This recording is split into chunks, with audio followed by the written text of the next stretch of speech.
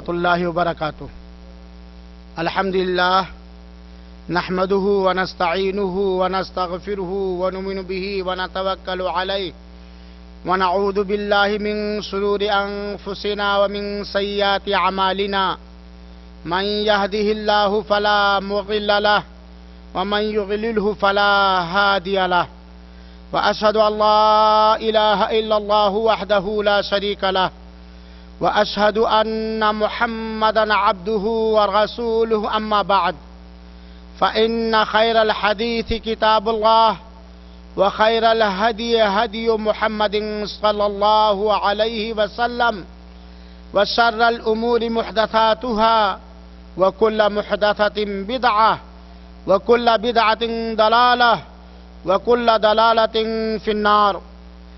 أعوذ بالله من الشيطان الرجيم. بسم الله الرحمن الرحيم. يا أيها الناس اتقوا ربكم الذي خلقكم من نفس واحدة وخلق منها زوجها وبث منهما رجالا كثيرا ونساء واتقوا الله الذي تساءلون به والأرحام إن الله كان عليكم رقيبا. خواتین اسلام، آج بتاریخ 14 ذی قعدہ سن 1431 ہجری مطابق 22 اکتوبر سن 2010 بروز جمعہ بعد صلاۃ عشاء وزارت السنن اسلامیہ یعنی اسلامک منسٹری سعودی عرب کی طرف سے 12ویں نمائش برائے وسائل دعوت داعی بنو کے اس اہم پروگرام میں احسا اسلامک سینٹر کے شعبہ اردو کی طرف سے نمائندگی کرتے ہوئے جس عنوان پر ہمیں گفتگو کرنے کا حکم ملا ہے وہ موضوع یعنی عنوان ہے مسلمان عورت. اللہ رب العالمین کی توفیق اور اس کی مدد چاہتے ہوئے آج اسی موضوع پر چند اہم باتیں آپ حضرات کے سامنے رکھنا چاہتا ہوں. اللہ رب العالمین سے دعا ہے کہ باری تعالی ہمیں حق کہنے کی توفیق عطا فرمائے اور سارے مسلمانوں کو اس پر عمل کرنے کی توفیق عطا فرمائے. مسلمان عورت یہ بہت ہی اہم موضوع ہے اور بہت ہی تفصیلی موضوع ہے، لیکن میں حسب ضرورت کہیں تفصیل اور کہیں اختصار کے ساتھ چند اہم باتیں جو عورتوں کے تعلق سے ہیں وہ بتلانے کی کوشش کروں گا. سب سے پہلے تو ہر مسلمان کو چاہے وہ مرد ہو یا عورت یہ معلوم ہونا چاہیے کہ اسلام سے پہلے عورت کی کیا حیثیت تھی، اسلام کے آنے سے پہلے عورت کا کیا مقام تھا. میری ماں اور بہنوں، اسلام کی آمد سے پہلے جس قدر عورت پر ظلم و زیادتی ہو رہی تھی وہ در حقیقت انسانیت کے لیے شرم و عار کی بات تھی، کیونکہ عورت ہر نظام و دستور میں قربانی کا بکرا اور مشق ظلم و ستم بنی ہوئی تھی. ہر دور میں حسرت و افسوس کا سامان، انسانی سارے حقوق سے محروم اور ہر طرح کے غم حزن و ملال کا منبع تصور کی جاتی تھی. یہ عورت ظلم و جور، یاس و حرمان، ذلت خواری کی چکی میں جس بے رحمی اور بے دردی کے ساتھ پیسی جا رہی تھی، انسانی عقل و خرد اس کا تصور کرنے سے قاصر ہے. میری مسلمان ماں اور بہنوں، آپ سنیں اسلام کے آنے سے پہلے عورت کی کیا حیثیت تھی. کسی کے ہاں عورت کو زہر آلود درخت، پلید و ناپاک اور شیطانی عمل قرار دیا جاتا تھا، بلکہ ہر سامان کی طرح اس کا خرید و فروخت کیا جاتا تھا. رومی سماج کے اندر عورت کو بے روح تصور کر کے اسے مختلف انداز سے دردناک عذاب دیا جاتا تھا. یہاں تک کہ عورت کے جسم پر گرم تیل ڈال کر گھوڑوں کے پیر میں باندھ کر کھینچا جاتا تھا، یہاں تک کہ وہ عورت مر جائے۔ چینی سماج میں عورت سعادت و نیک بختی کا صفایا کرنے والا ایک بدبودار پانی تصور کی جاتی تھی، یعنی چینی سماج میں یہ تصور تھا کہ عورت وہ بدبودار پانی ہے جس پانی سے ہر طرح کی عزت و شرافت کو دھل دیا جائے گا اور عزت و شرافت بدبودار ہو جائے گی۔ ایک عام چینی کے لیے اپنی بیوی کو زندہ قبر میں گاڑ دینے کا حق حاصل تھا۔ شوہر کے مر جانے پر چینی سماج کے اندر اس کے ورثہ جو میں سے جو چاہے اس عورت کا وارث بن جایا کرتا تھا۔ ہم جس ملک سے تعلق رکھتے ہیں ہندوستان میں عورت کو کس حیثیت سے دیکھا جاتا تھا؟ میری مسلمان ماں اور بہنوں، ذرا آپ سنیں، ہندوستان میں موت، جہنم، زہر، اژدہا، سانپ اور آگ سے بھی زیادہ بدتر عورت کو تصور کیا جاتا تھا، بلکہ اسے بیوہ ہونے کے بعد جینے کا حق ہی نہیں تھا، وہ بھی شوہر کے ساتھ جل کر مر جائے اور ہر طرح کی وراثت سے اسے محروم کر دیا جاتا تھا۔ پارسی سماج میں بلا کسی استثناء محرمات سے شادی کی عام اجازت تھی اور ایک پارسی کو اپنی بیوی کے قتل کر دینے کا مکمل اختیار حاصل ہوا کرتا تھا۔ یہودیوں کا کہنا تھا کہ عورت ہلاکت و بربادی کا سامان ہونے کی وجہ سے سراپا لعنت ہے۔ حالت حیض میں اپنی نجاست کے باعث مکمل بائیکاٹ کر دی جاتی تھی۔ یہی نہیں بلکہ یہودیوں کے ہاں باپ کو اپنی بیٹی کے بیچنے کا اختیار حاصل تھا۔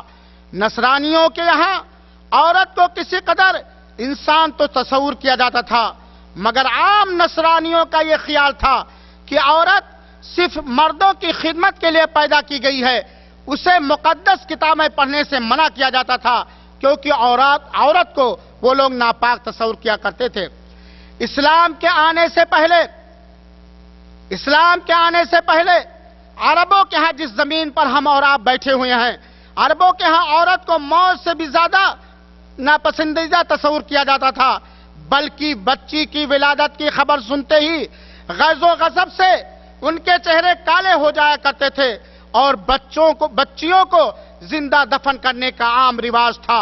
بہرحال میری مسلمان ماں اور بہنوں، اسلام سے پہلے عورت ہر طرح ذلیل، نااہل، بے قدر تصور کی جاتی تھی، بلکہ اس کے لیے ہر قسم کا دکھ دینا، اس کو ہر قسم کے عذاب سے دوچار کرنا جائز اور روا تصور کیا جاتا تھا۔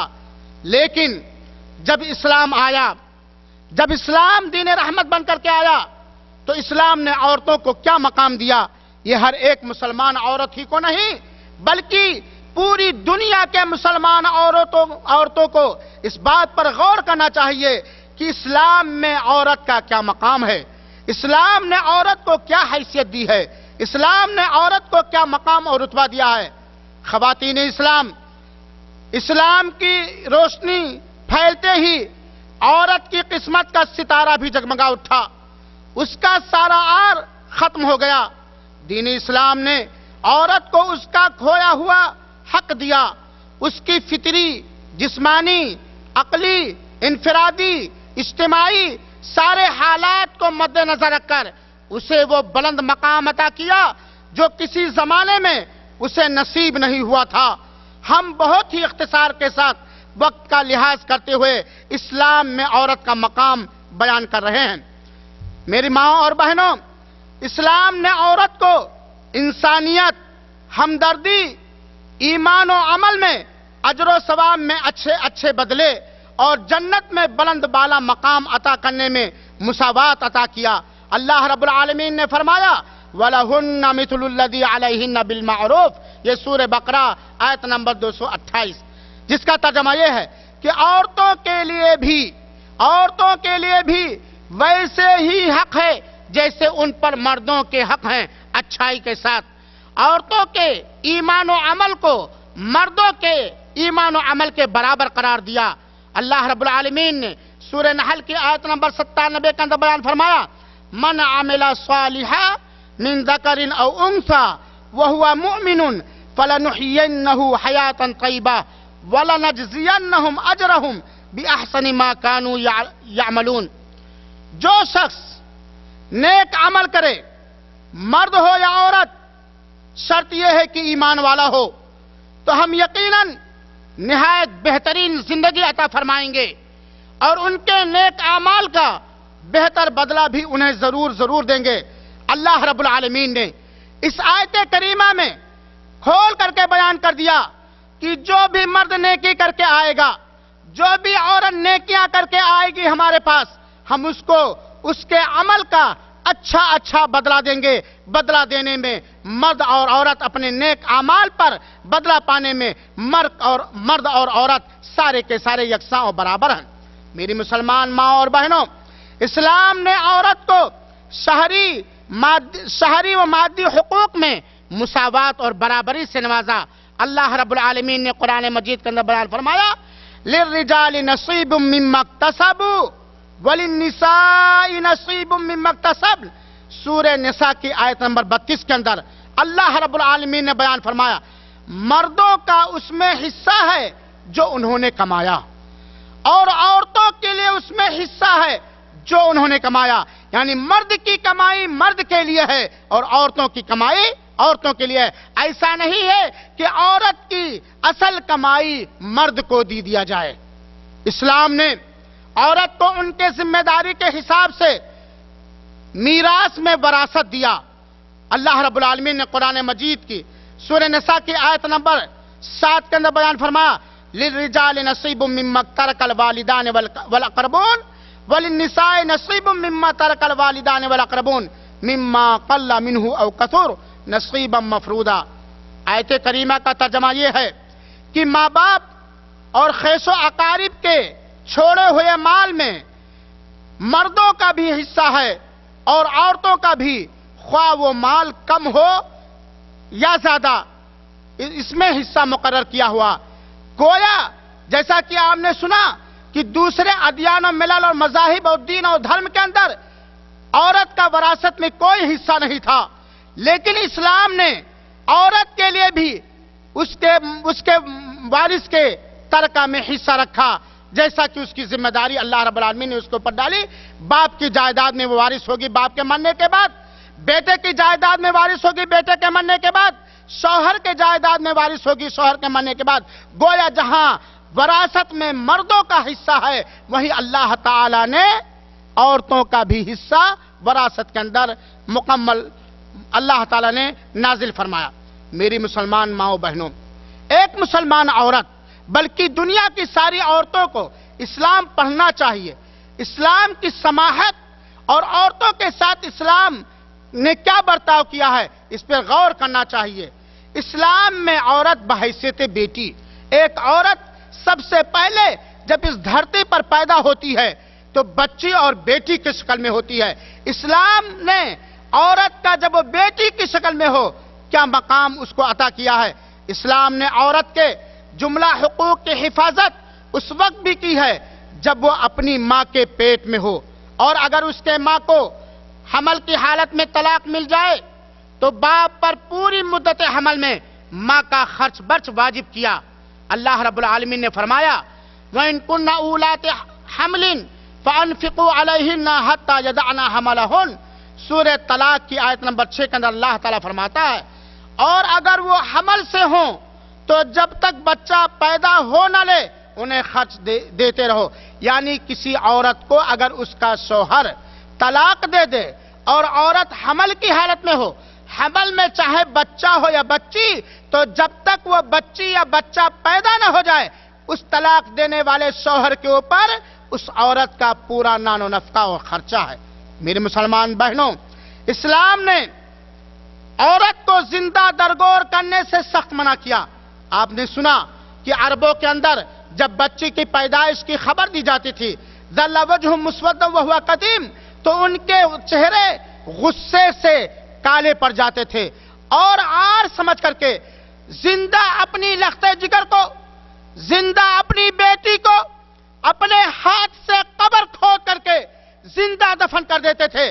لیکن جب نبی برحق محمد بن عبداللہ صلی اللہ علیہ وسلم نبی اور رسول بنا کر کے بھیجے گئے اور دین اسلام آپ کے اوپر اتارا گیا تو اللہ رب العالمین نے قرآن مجید کے اندر مکمل طریقے سے بچیوں کو زندہ دفن کرنے سے اور قتل کرنے سے منع کیا اور حرام کیا اور اپنے کلام مجید کے اندر آیت کریمہ اتار دی جو تا صبح قیامت باقی رہے گی. اسلام نے عورت کو زندہ درگور کرنے سے زندہ دفن کرنے سے سخت منع کیا.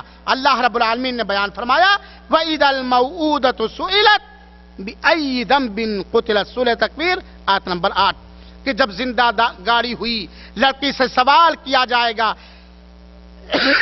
کہ کس گناہ کی وجہ سے قتل کی گئی. میری مسلمان ماں اور بہنوں، دین اسلام نے عورت کے پیدائش سے لے کر آخری عمر تک بلکہ وفات کے بعد بھی عورت کے ساتھ اچھے سے اچھا برتاؤ اور حسن سلوک کرنے کا حکم دیا ہے. چنانچہ پیدائش سے لے کر جب تک اس کی شادی نہ ہو جائے اس کی مکمل پرورش اور کفالت، دیکھ ریکھ اور تعلیم و تربیت کی ذمہ داری باپ پر ڈال دی اور اس پر اللہ تعالیٰ نے بہت بڑے اجر و ثواب کا وعدہ فرمایا. اللہ کے رسول اکرم صلی اللہ علیہ وسلم نے فرمایا میرے مسلمان ماں اور بہنوں، آپ سنیں اور غور کریں کہ عورتوں کو کتنا اونچا مقام دیا ہے دین اسلام نے. اللہ کے رسول اکرم صلی اللہ علیہ وسلم نے فرمایا من کان لہ ثلاث بنات فصبر علیہن وَأَطْعَمَهُنَّ وَسَقَاهُنَّ وَكَسَاهُنَّ مِنْ جِدَتِهِ كُنَّا لَهُ حِجَابًا مِنَ النَّارِ يَوْمَ الْقِيَامَةِ. یہ سلسلۃ الاحادیث الصحیحہ کے حوالے سے میں یہ حدیث بیان کر رہا ہوں. سنیں میری ماں اور بہنوں، اللہ کے رسول اکرم صلی اللہ علیہ وسلم نے فرمایا جس شخص کے پاس 3 بچیاں ہوں اور وہ ان پر صبر کرے، اپنی طاقت کے مطابق انہیں کھلائے پلائے پہنائے، تو یہ بچیاں اس کے لیے جہنم سے بچاؤ ہوں گی. سبحان اللہ، الحمدللہ. آج کے وہ مائیں یا وہ بھائی جو بچیوں کی پیدائش پر جن کا دل ٹوٹ جایا کرتا ہے، جن کے چہروں سے مسکراہٹ چھین لی جاتی ہے، وہ اس حدیث پر غور کریں. اتنی بڑی خوشخبری اللہ کے رسول اکرم صلی اللہ علیہ وسلم نے سنائی کہ اگر اللہ تعالیٰ کسی آدمی کو 3 بچیاں یا 2 بچیاں عطا کرے، وہ انہیں اپنی طاقت کے مطابق کھلائے پلائے پہنائے تعلیم و تربیت کرے، تو اس کے لیے جہنم سے بچاؤ کا ذریعہ وہ بچیاں بن جائیں گی. دوسری حدیث میں اللہ کے رسول اکرم صلی اللہ علیہ وسلم نے فرمایا جو شخص 2 یا 3 بچیوں یا 2 یا 3 بہنوں کی پوری زندگی پرورش کرے. میری مسلمان ماں اور بہنوں، آپ اس حدیث کو غور کریں اور اس حدیث کو سن کر سیکھ کر لوگوں تک پہنچائیں. فرمان رسول ہے کہ جو آدمی 2 یا 3 بچیوں یا 2 یا 3 بہنوں کی پوری زندگی اپنی طاقت کے مطابق دیکھ ریکھ کرے پرورش کرے تو جنت میں میرے ساتھ ہوگا. اور آپ صلی اللہ علیہ وسلم نے اپنی شہادت کی انگلی اور یہ بیچ والی انگلی اٹھا کر کے اشارہ کیا کہ جیسے یہ شہادت والی انگلی اور یہ بیچ والی انگلی چھٹائی بڑائی میں یا بیچ میں گیم میں ایسے ہی ایسا آدمی ہمارے ساتھ ہوگا. سبحان اللہ، الحمدللہ. دین اسلام کی وسعت دیکھیے، دین اسلام کا کرم دیکھیے، دین اسلام کی مہربانی دیکھیے. مسلم سماج کے اوپر چاہے وہ مسلمان مرد ہو یا مسلمان عورت، ایک آدمی اپنی بہن کی کفالت کرتے ہوئے گھبراتا ہے، بلکہ سماج کے اندر وہ بہت ساری ایسی عورتیں ہوتی ہیں کہ بیوی اپنے شوہر کا بیوی بن کر آنے کے بعد اگر ان کا شوہر ان کی نند کو کچھ ہدیے تحفے دے رہا ہے، کچھ خرچ بچ کر رہا ہے، اپنے بھانجوں کی کچھ دیکھ ریکھ کرتا ہے، تو بیوی کا پارا گرم ہو جاتا ہے. بیوی کا پارا گرم ہو جاتا ہے. کمائی ہمارے شوہر کی، فائدہ اٹھائے نند. میری مسلمان ماں اور بہنوں، اللہ کے رسول فرماتے ہیں کہ جو شخص 2 یا 3 بچیوں اپنی بچیوں یا 2 یا 3 اپنی بہنوں کی پوری زندگی اپنے طاقت کے مطابق دیکھ ریکھ کرے، پرورش کرے، خرچ برچ کرے، تو اللہ کے رسول اکرم صلی اللہ علیہ وسلم کے ساتھ ہوگا. سبحان اللہ. یہ ہے اسلام میں عورتوں کا مقام. اسلام میں عورت بحیثیت بیوی، ایک عورت بیٹی کی زندگی گزار کے آئی، بیوی کی شکل میں آ رہی ایک شوہر کی خدمت پاس، تو اسلام میں عورت بحیثیت بیوی کیا مقام رکھتی ہے؟ جب عورت کسی کی بیوی کی شکل میں ہو تو اسلام نے اس کا خرچ برچ، اس کا مکمل نان و نفقہ، سکنا یعنی رہائش، بلکہ اس کی ساری جائز ضروریات اور حاجتیں، زندگی کی ساری ضروریات شوہر کے مالی حیثیت کے مطابق شوہر پر واجب کیا ہے. ایک عورت جب بیوی بن کر کسی شوہر کے پاس آتی ہے تو اس کے رکھنے کا انتظام، کھلانے پلانے کا انتظام، پہنانے اڑھانے کا انتظام اور دوا علاج کا انتظام، بلکہ ہر ساری جائز ضرورت شوہر کے مالی حیثیت کے حساب سے شوہر کے اوپر واجب کیا گیا ہے. عورت کے اوپر کوئی خرچہ نہیں ہے. اللہ تعالیٰ نے قرآن مجید کی سورہ طلاق کی آیت نمبر 6 کے اندر بیان فرمایا، اسکنوہن من حیث سکنتم من وجدکم، اپنی طاقت کے مطابق جہاں تم رہتے ہو وہاں ان عورتوں کو بھی رکھو. اور اللہ تعالیٰ نے بیوی کے ساتھ اچھے سے اچھا برتاؤ کرنے کا حکم دیا ہے، حسن سلوک اور حسن معاشرت کا حکم دیا ہے. اللہ تعالیٰ نے سورہ نساء کی آیت نمبر 19 کے اندر بیان فرمایا، وَعَاشِرُوهُنَّ بِالْمَعْرُوفِ، ان کے ساتھ اچھے طریقے سے زندگی گزارو. بیوی کے ساتھ اچھا برتاؤ اور حسن معاشرت پر ابھارتے ہوئے آپ صلی اللہ علیہ وسلم نے فرمایا، عبداللہ ابن عباس نبی کریم صلی اللہ علیہ وسلم سے روایت کرتے ہیں، فرماتے ہیں اللہ کے رسول اکرم صلی اللہ علیہ وسلم، خیرکم خیرکم لأہلی وانا خیرکم لأہلی، فرمان رسول ہے تم میں سب سے اچھا وہ ہے جو اپنے اہل و عیال بیوی بچوں کے لیے اچھا ہو، اور میں تم میں اپنے اہل و عیال کے لیے سب سے اچھا ہوں. یہ سنن ابن ماجہ کی صحیح روایت ہے. اسلام میں گویا اس حدیث پاک میں اللہ کے رسول اکرم صلی اللہ تعالی وسلم نے مردوں کو حکم دیا ہے کہ اپنی بیویوں کے ساتھ اسلام کے دائرے میں رہتے ہوئے اپنی مالی حیثیت کے حساب سے اچھے سے اچھا برتاؤ کرنے کی کوشش کرو. اسلام میں عورت ماں کی حیثیت سے، جب عورت ماں کی حیثیت اختیار کی جائے تو اس ماں جیسی عورت کے بارے میں اسلام نے کیا رہنمائی فرمائی ہے. اللہ تعالیٰ نے قرآن مجید کی مختلف آیتوں میں ماں کے ساتھ عمومی طور پر احسان اور اچھے سلوک کرنے کا حکم دیا ہے، اور خاص طور پر جب ماں بوڑھی ہو جائے اور اس کی جسمانی ساری صلاحیت یا سوچنے کی صلاحیت یا عقل و شعور کی صلاحیت کمزور پڑ جائے، اس کے عقل اور خرد کے اندر کمزوری آ جائے، ایسی حالت میں جب ماں بوڑھی ہو جائے، ایسی حالت میں ماں کو معمولی انداز سے بھی اف تف کہنے سے منع کیا ہے، چہ جائے کہ اس کی کسی بات پر سخت و سخت انداز میں پیش آیا جائے. بلکہ ماں کی وفات کے بعد بھی اسلام نے ماں کے ساتھ حسن سلوک اور اچھا برتاؤ کرنے کا حکم دیا ہے. اللہ رب العالمین نے فرمایا، وَقَضَىٰ رَبُّكَ أَلَّا تَعْبُدُوا إِلَّا إِيَّاهُ وَبِالْوَالِدَيْنِ إِحْسَانًا إِمَّا يَبْلُغَنَّ عِندَكَ الْكِبَرَ أَحَدُهُمَا أَوْ كِلَاهُمَا فَلَا تَقُل لَّهُمَا أُفٍّ وَلَا تَنْهَرْهُمَا وَقُل لَّهُمَا قَوْلًا كَرِيمًا وَاخْفِضْ لَهُمَا جَنَاحَ الذُّلِّ مِنَ الرَّحْمَةِ وَقُل رَّبِّ ارْحَمْهُمَا كَمَا رَبَّيَانِي صَغِيرًا. سورہ اسراء کی آیت نمبر 23 اور 24 ہے. اللہ رب العالمین فرماتا ہے، اور تیرا رب صاف صاف حکم دے چکا ہے کہ تم اس کے سوا کسی اور کی عبادت نہ کرنا اور ماں باپ کے ساتھ احسان کرنا.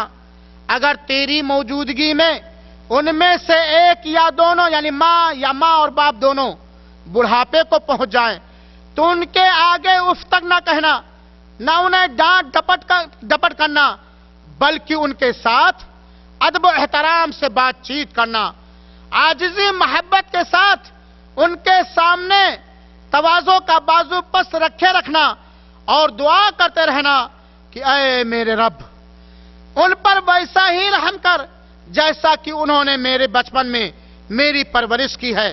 ابو ہریرہ رضی اللہ تعالیٰ عنہ کہتے ہیں کہ ایک آدمی نبی پاک صلی اللہ علیہ وسلم کی خدمت اقدس میں حاضر ہوا اور عرض کیا